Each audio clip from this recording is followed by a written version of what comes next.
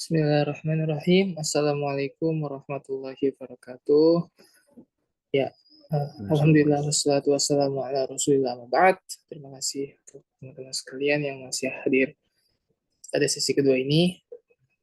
Pada petang tadabbur kita melanjutkan ayat ke-36 di Quran Surah Ibrahim. Maka dari itu siapkan mushaf di depan teman-teman biar kita membaca bareng-bareng. Kepada Ustadz, saya persilakan. أعوذ بالله من الشيطان الرجيم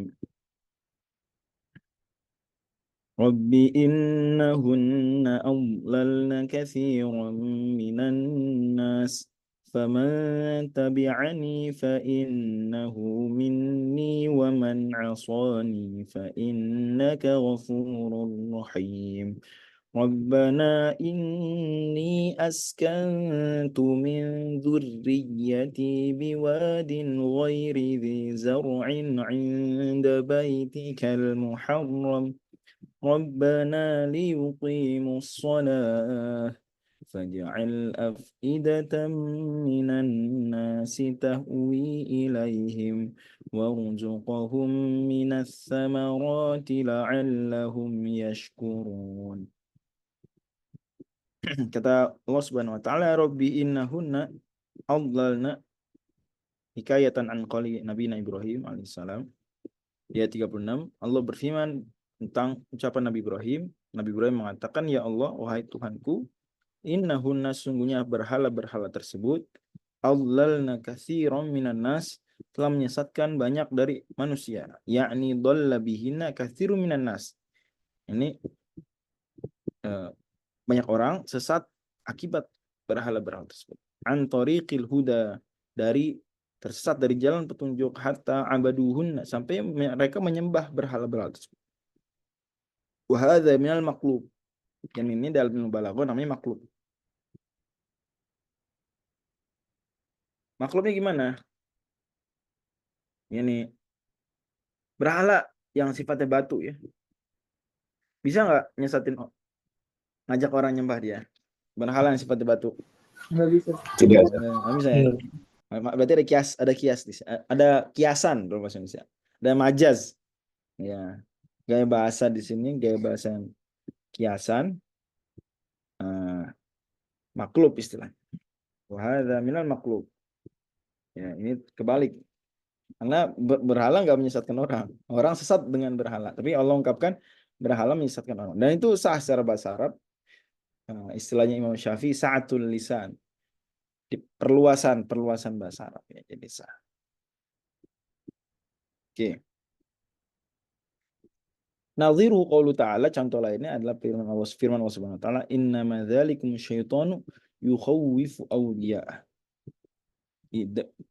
Itu hanyalah setan ya, yang menakut-nakuti aulia, para pemimpin.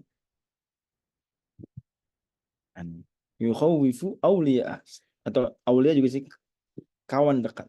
Setan menakut-nakuti kawan dekat. Gimana? Ngerti nggak maksud? Coba dipikirin coba. Selama ini kalian teman-teman baca ayat ini dipikirin nggak? Kok udah berteman sama setan dibikin takut sama setan? Setan malah nakut-nakutin temennya. Nggak gitu kan? Ya nggak? Innama dzalikum syaitanu yukhawwifu awliya. Kau berkawan sama setan jadi aulia ya setan. Ya. Setan bikin takut dia. Kok gitu? Karena ayatnya bicara begini. Ada orang yang nakut-nakutin orang Islam. Nakut-nakutin orang Islam. Ya. Tentang pasukan Ahzab. Nanti kalian akan diserang begini. Inna nasa qad jama'u lakum. Kata Allah, itu cuma setan nakut-nakutin wali-walinya setan. Loh, kok setan nakut-nakutin wali-walinya setan? Dan ceritanya kan ini ada setan manusia nakut-nakutin orang Islam. Yang benar, gimana udah jadi cara memahami ayatnya? Teman-teman paham nggak iskal di sini? Atau setidaknya sisi uniknya? Ya, kata Imam Baghawi, ya yukhawwifuhum bi awliya'ih. Ini nakut-nakutin orang Islam dengan wali-walinya setan. Setan nakut-nakutin orang Islam dengan wali-walinya setan. Tapi Allah ungkapkan setan menakut-nakuti, membuat takut wali-walinya, which is secara hakikoh setidaknya dalam sudut pandang ini nggak begitu. Yang hakikohnya adalah yukhawwifu al-muslimin ay yukhawwiful mu'minin bi awliyaihi. Tapi begitu bahasanya. Ini maklum. Diubah sudut pandang dan dibuat yang ditangkap sendiri agak beda. Ini gaya bahasa, ada sisi keindahan sendiri ya. Ada sisi keindahan sendiri. Ini kita kadang kita begitu juga kan. Melakukan personifikasi ya kepada benda-benda, betul nggak? Misalnya harta telah melenakan apa? Harta dan jabatan telah melenakan kita. Contohnya. Emang harta dan jabatan bisa menipu, harta duit misalnya contoh. Mobil bisa nipu nggak mobil?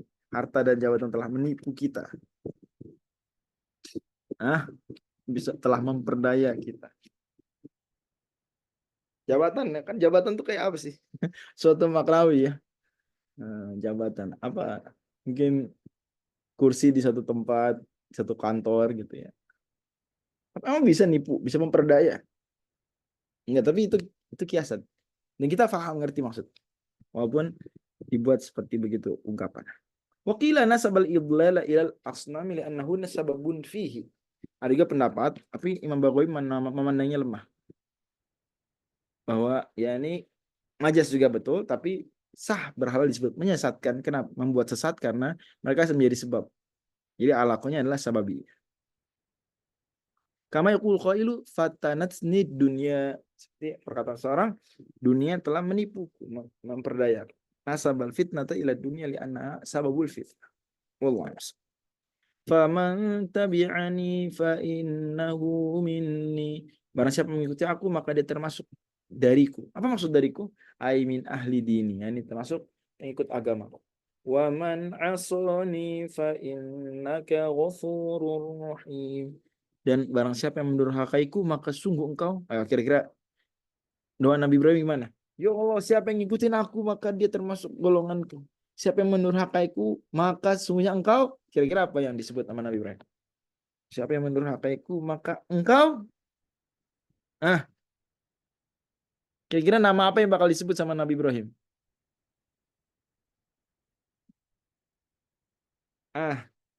Atau sebelum Nabi Ibrahim lah. Kita dulu, kita. Kita kalau doa kayak gini. Siapa yang baik sama aku maka dia kawanku. Siapa yang jahat sama aku maka sungguhnya engkau. Nama apa yang akan kita sebut biasanya? Gimana menurut teman-teman? Teman-teman kalau doa kayak gini gimana? Siapa yang baik sama aku ya Allah, maka dia termasuk golonganku, maka dia adalah sahabatku. Siapa yang jahat sama aku, maka sesungguhnya engkau. Engkau apa? Musuhku. Engkau. Sesungguhnya engkau ya Allah gitu. Sesungguhnya engkau ya Allah adalah nama apa? Nama Allah apa yang akan kita sebut biasanya? Kalau umumnya orang lah. Ma'adil. Adil, oke. Apa lagi? Ghafurur Rahim. Ghafurur Rahim, beneran begitu. Jangan-jangan sungguhnya engkau Azizun Jabbar, Muntakim gitu ya. Fa innaka muntakim, sungguh engkau Maha membalas. Fa innaka Aziz, Maha perkasa. Samiul Alim ya. Nabi Ibrahim doanya sangat soft ya. Barang siapa durhaka sama aku, maka sungguh engkau Maha Pengampun, Maha Penyayang. Ya Allah, ya Allah. Makanya Imam As-Suddi itu sampai bilang begini tafsiran. Qala Suddi mana waman asoni summa taba. Sampai bilang begitu. Tapi sebenarnya nggak harus ya. Nggak harus. Nabi Muhammad SAW itu dalam hadis terkenal pasca perang Badar, ketika Abu Bakar dan Umar beda pendapat tentang tawanan Badar diapain. Umar bilang dihukum, Abu Bakar bilang dibebaskan. Pancung, dipenggal. Ya. Umar. Ya. Ini intinya Pak Umar bilang hukum aja Nabi. Kata Abu Bakar enggak, Nabi dibebaskan aja, maafin aja. Maka kata Nabi Muhammad SAW, engkau wahai Umar seperti Nabi Musa dan Nabi Nuh. Dan engkau wahai Abu Bakar seperti Nabi Ibrahim dan Nabi Isa. Kemudian Nabi Muhammad SAW membacakan doa-doa para nabi tersebut, 4 ulul azmi tadi selain Nabi Muhammad. Ya, yani Nabi Nuh, Nabi Musa itu doanya minta hukuman, dihukum. Ya. Nabi Nuh yang dibacakan doanya adalah Rabbila tazar al ardi minal kafirina dayyaro, jangan sisakan di muka bumi ada orang kafir. Doa Nabi Musa, Rabbana tamis ala amwalihim washdud ala qulubihim fala yu'minu hatta yarawul adzabal alim, surat Yunus. Ya Allah, binasakan harta mereka. Wah, maka doanya dihukum gitu. Nabi Isa dan Nabi Ibrahim doanya ada soft ya. Kita nggak bilang Nabi lain tidak punya kebijaksanaan, enggak, punya, tapi kan pada akhirnya karakter manusia ada titik perbedaan dan dimaklumi. Siapa memilih jalan ini, siapa memilih jalan ini, masing-masing sama-sama benar, sama-sama dimaklumi. Ya, ada titik tertentu dari pilihan-pilihan sikap itu yang dimaklumi. Gak bisa kita bilang ini orang penyabar, yang itu pendendam. Enggak begitu. Titik ini enggak, dia nggak pendendam. Itu layak dan berhak. Atau sebaliknya, ini tegas, itu lembek, itu cemen. Enggak begitu. Pilihan sikap dihormati. Nggak bisa bilang cemen atau bilang apa lagi? Bilang tadi apa? Pendendam atau ini radikal, ini liberal, nggak begitu. Ya, dia ada titik tertentu itu dimaklumi ketika berbeda pandangan, berbeda penyikapan. Nabi Ibrahim memilih fa innaka ghafurur rahim, ya Allah engkau maha pengampun maha pengasih. Sampai-sampai Imam Suddi memberikan catatan summa taba, ini kemudian tobat. Walaupun sebenarnya tidak harus begitu. Kalau muqatil hayyan waman asani fima duna syirk. Atau muqatil beliau nggak bilang kemudian taubat, nggak harus. Yang penting di sini jangan sampai syirik aja. Jangan sampai apa? Syirik. Gitu. Karena kalau syirik butuh taubat untuk diampuni. Kalau bukan syirik gimana? Ada orang melakukan dosa-dosa selain kemusyrikan. Meninggal dunia belum taubat. Gimana di akhirat? Nah, ini tes wawasan keaswajaan ini, TWK. Gimana kira-kira? Jawabannya apa? Ada orang melakukan dosa-dosa besar, ya, yang kita anggap dulu nggak terkait dengan orang lain, dosa besar tapi tidak terkait orang lain, tidak merugikan orang lain secara langsung.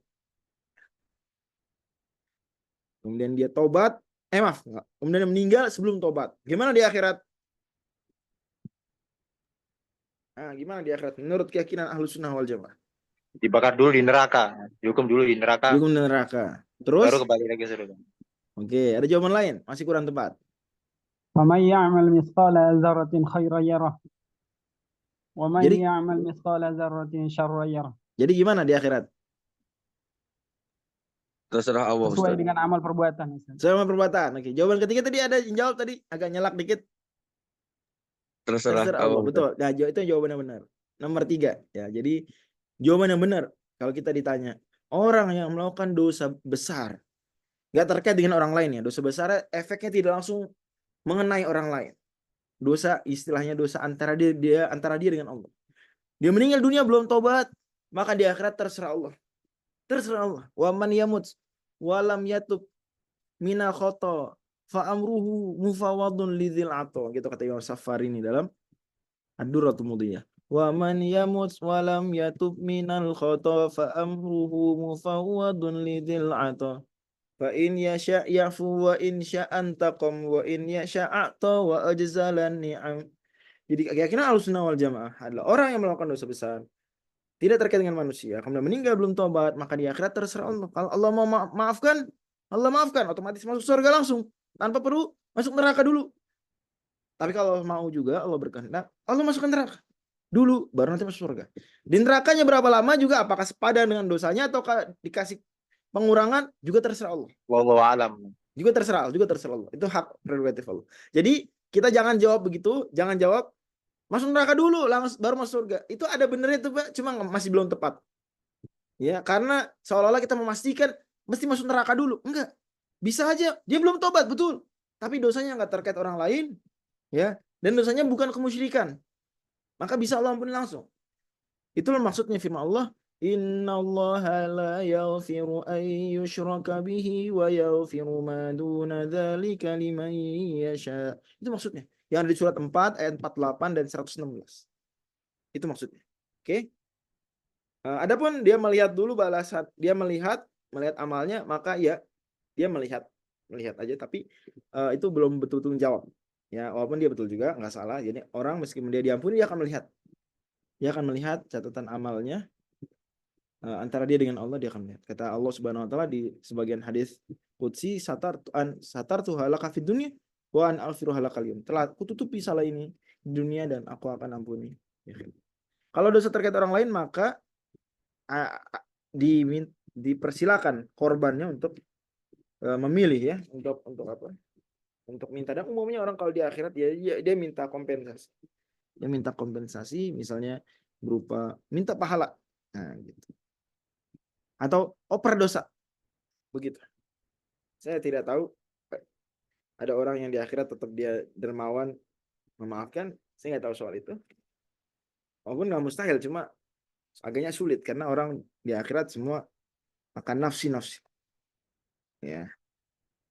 Yauma yafirul mar'u min akhihi wa ummihi wa abihi wa sahibatihi wa banihi likulli imri'in minhum yauma idzin sya'nu yughni. Semua sibuk. Jangan kan orang lain yang pernah jahat sama dia. Nah, saudara-saudaranya dia nggak pikirin.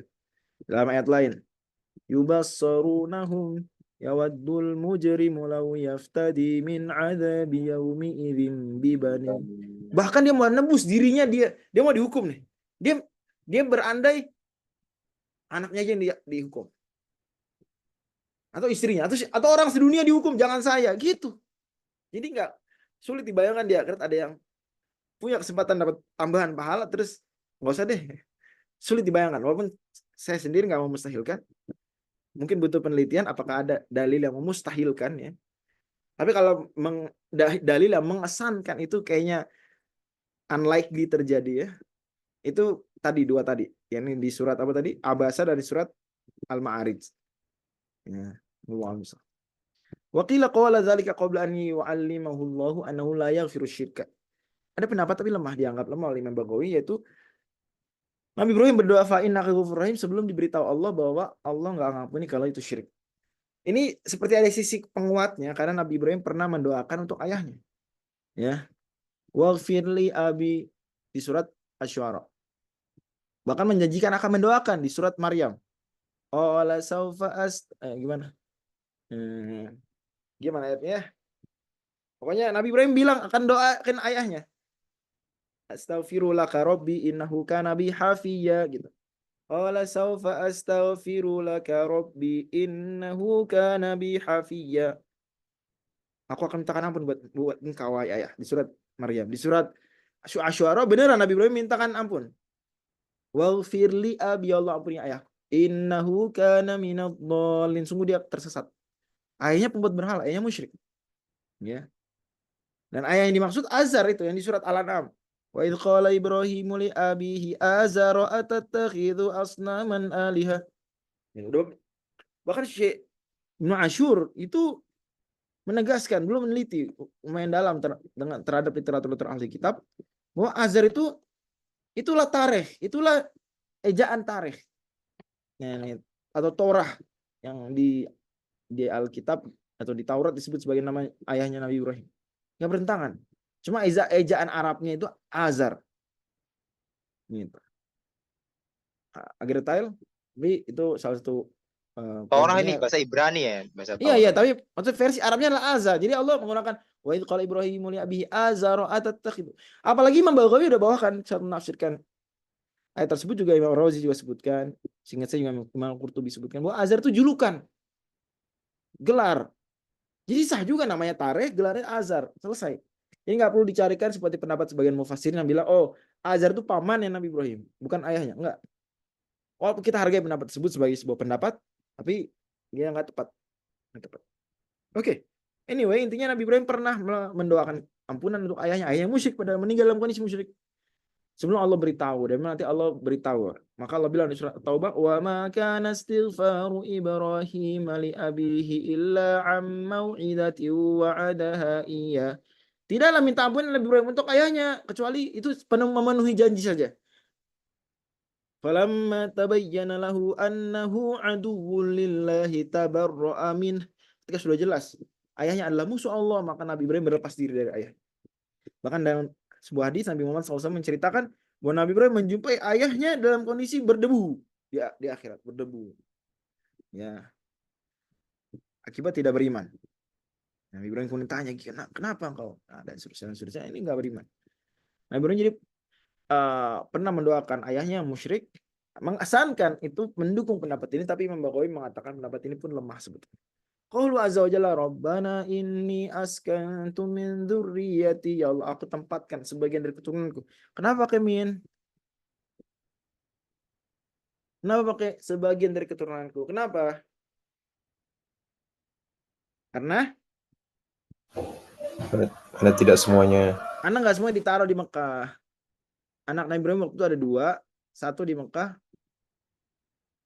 satu di Syam. Atau andai pun ceritanya Ishak belum lahir waktu itu, Nabi Ibrahim menyenap anak Ismail dulu baru Ishak. Andai Nabi Ishak belum lahir waktu itu pun Nabi Ibrahim sah mengatakan min dzurriyyati, karena beliau juga berharap ada dari Sarah juga anak. Ada khalamin li tab'id, kata Imam Al-Baghawi, ada min untuk menunjukkan kesebagianan. Wa majaz ayat askantu min dzurriyyati waladan. Aku tempatkan satu anak dari keturunanku. Biwadin, di sebuah lembah. Ghairi dzi zar'in, yang bukan tempat ada tanaman. Maka begitu sebenarnya. Maka itu kering tandus. Ya Allah. Bebatuan. Wa huwa mangkaliana maka tawadin baina jabalain, karena dia lembah di antara 2 gunung. Inda baitikal muharram, di sisi rumahmu yang diharamkan, dimuliakan.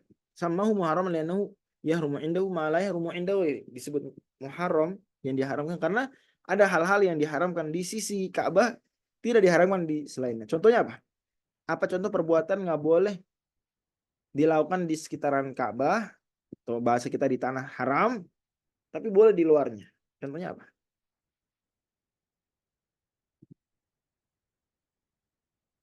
Berburu, betul. Misalnya berburu. Oke. Qala akhbarana Abdul Wahid ibn Ahmad al-Malihi qala akhbarana Ahmad bin Abdullah an-Nu'aimi qala akhbarana Ma'mar Yusuf qala haddatsana Ma'mar Ismail qala haddatsana Abdul Muhammad qala haddatsana Abdul Razzaq qala anbana Ma'mar an Ayyub as-Sikhtiyani wa Katsir ibn Abi Katsir ibn al-Muttalib ibn Abi Wada'ah yazidu ahaduhuma 'ala al-akhari an Sa'id bin Jubair qala Ibnu Abbas radhiyallahu anhu awwalu ma takhadha an-nisa'ul mintaqa min qibali ummi Ismail. Perempuan pertama dalam riwayat yang dibawakan dengan sanadnya Imam Baghawi, perempuan pertama yang pakai ikat pinggang adalah ibunya Nabi Ismail, ini Hajar alaihissalam, atau orang Indonesia bilang Siti Hajar.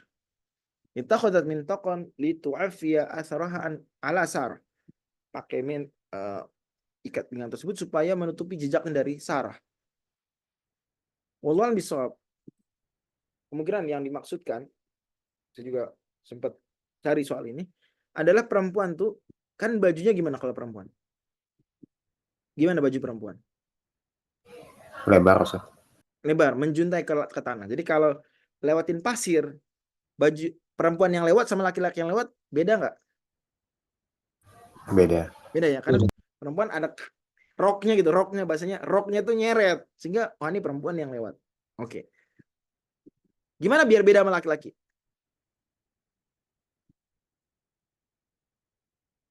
Roknya diangkat, gitu gampang, ya nggak sih? Betul. Sehingga kayak laki-laki. Tapi kan megang terus melelahkan misalnya, maka diikat.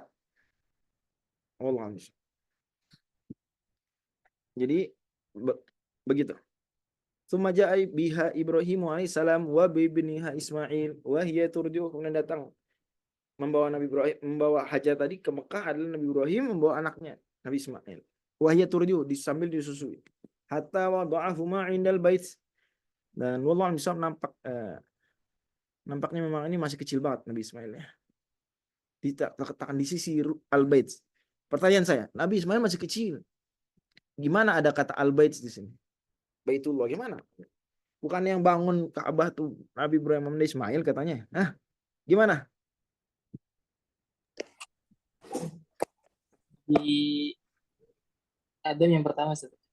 Ya, Nabi Adam yang duluan. Nabi Adam meletakkan dulu fondasi Ka'bah dan fondasi Baitul Maqdis. Kemudian baru nanti Nabi Sulaiman yang bangun. Maaf, Nabi Ibrahim dan Ismail yang bangun Ka'bah dan Nabi Sulaiman yang bangun Baitul Maqdis. Wallahu a'lam. Tapi fondasi udah ada, itu disebut al-bait gitu.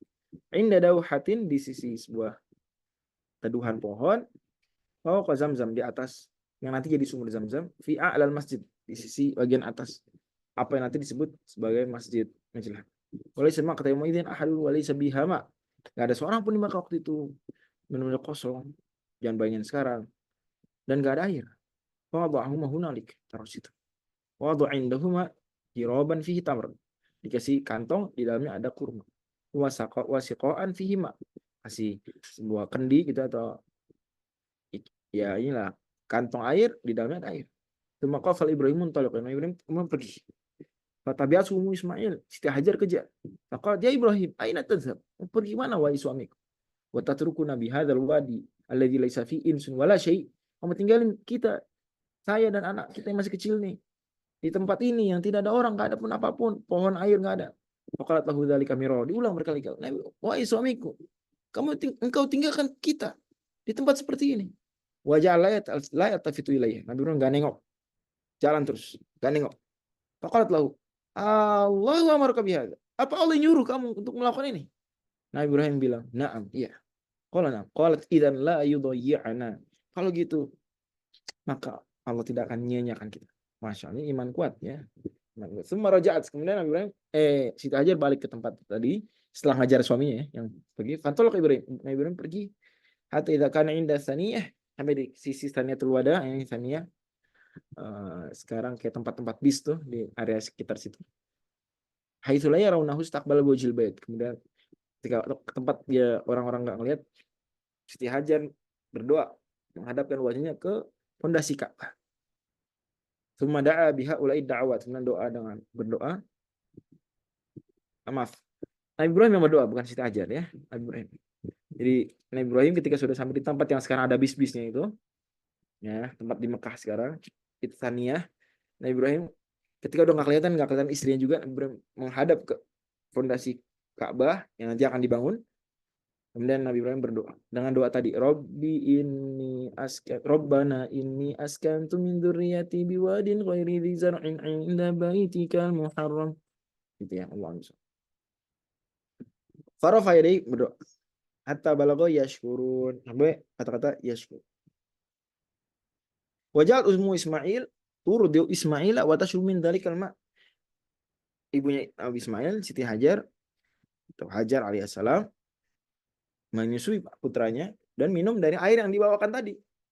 Hatta idza nafit, sampai habis. Ma fi siqai atishat wa atishabnuha. Dia kehausan. Dan aus juga anaknya. Wa ja'a tanzuru ilaihi. Siti Hajar alaihissalam liatin bayinya, ya Allah. Ya talabbatu au qala ya talawwa. Apa gimana sih anak kecil kehausan gitu ya. Wan talaqat karahiyata an tanzura ilaihi, dan dia pergi. Ngumpet-ngumpet, takut dilihat si anak. Wajaritis sofa aqraba jabalin fil ardi yaliha, melihat sofa, bukit paling dekat, naiklah ke situ. Faqamat Ali, udah naik berdiri. Tsumma istaqbalatil wadi, kemudian menghadap ke lembah. Ini tempat Ka'bah sekarang tuh lembah, dia kan bawah rendah. Tanzuru hal taro ahada, ada orang enggak ya? Di sekelilingnya juga. Falam taro ahada. Fahabatat minas sofa, turun dari bukit sofa. Hatta idza balagatil wadiya, ketika sampai lembah bawah, belum naik ke Marwah ya. Waqat tarafu dir'iha, apa namanya, tarfu di ujung dari bajunya itu jatuh. Maaf, diangkat ya. Rafa'at tarfa dir'iha. Rafa'at tarafa dir'iha, dia mengangkat ujung dari baju. Semua saat mengangkat ujung baju supaya lari lebih kencang. Ya, kalau perempuan pakai rok ribet juga lari, diangkatlah lari lebih kencang lagi. Ya, lebih usahakan lebih keras lagi. Semua saat sa'il insanil majhudi hatta jawazatul wadi. Kemudian terus lari ya, itu kita kan yang laki-laki ya itu salah satu hikmah disyariatkan kita untuk lari ketika sudah di lembah bawah itu di lampu hijau itu meniru Siti Hajar alaihissalam yang lari kencang sampai cuma atatil marwah, kemudian sampai di Marwah faqamat alaiha, kemudian berdiri di situ. Wa nadharat hal tara ada, sama melihat sekeliling enggak ada orang. Falam tara ada, fa fa'alat dzalika 7 kali. Qala Ibnu Abbas qala Nabi sallallahu alaihi wasallam falidzalika sa'annasu bainahuma. Ibnu Abbas menceritakan Nabi kemudian komentarin, karena itulah hikmahnya orang-orang disyaratkan sa'i di antara Safa dan Marwah. Bentar ya.